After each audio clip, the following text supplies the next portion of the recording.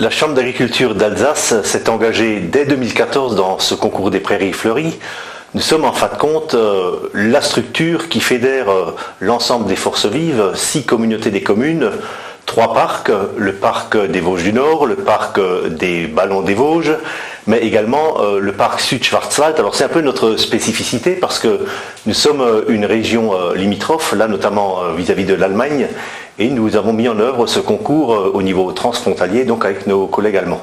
Vous savez, l'Alsace c'est un département avec très peu d'élevage. Nous sommes une région plutôt tournée vers la viticulture, vers les céréales. Par contre, ce qui est important, c'est que nous conservions nos herbages, notamment dans les périmètres de protection, les zones de captage, et il nous a semblé important de relancer une dynamique de valorisation de l'herbe.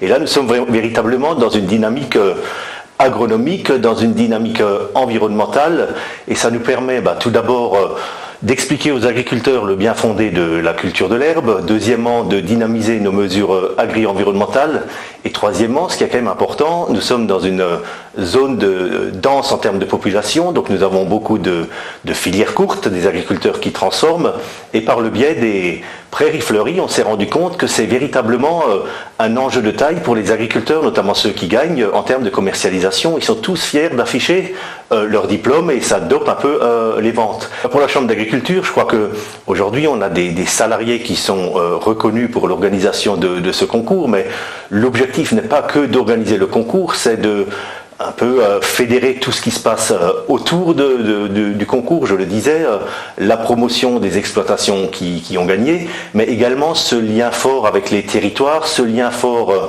avec nos concitoyens, parce que c'est aussi de plus en plus compliqué de concilier l'agriculture et notamment l'élevage et les urbains ou les semi-urbains qui nous entourent.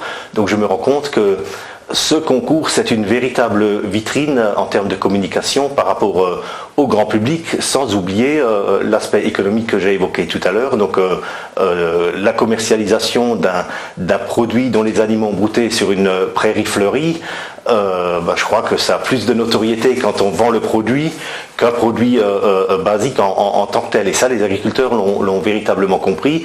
Et au niveau de la Chambre d'agriculture, on veut surfer sur ce modèle pour que demain, il y ait encore plus de liens entre les consommateurs et nos producteurs. Quand vous êtes lancé dans ce concours, il est difficile de s'arrêter parce que vous vous rendez compte que vous créez une véritable dynamique de territoire.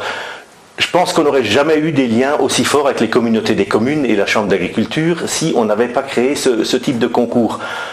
Des élus qui auparavant nous interrogeaient sur des problématiques diverses et variées, aujourd'hui sont véritablement nos alliés pour défendre l'agriculture et notamment l'élevage dans un certain nombre de secteurs de notre département. D'un autre côté, le jury c'est quand même quelque chose de très vaste, ce ne sont pas que les agriculteurs qui sont jury, loin de là, ce qui fait qu'il y a un véritable échange, un véritable partage autour de la manière de travailler au niveau de nos prairies, autour de la manière de travailler au niveau de nos élevages. Et ça, je crois que c'est vraiment important pour une chambre d'agriculture.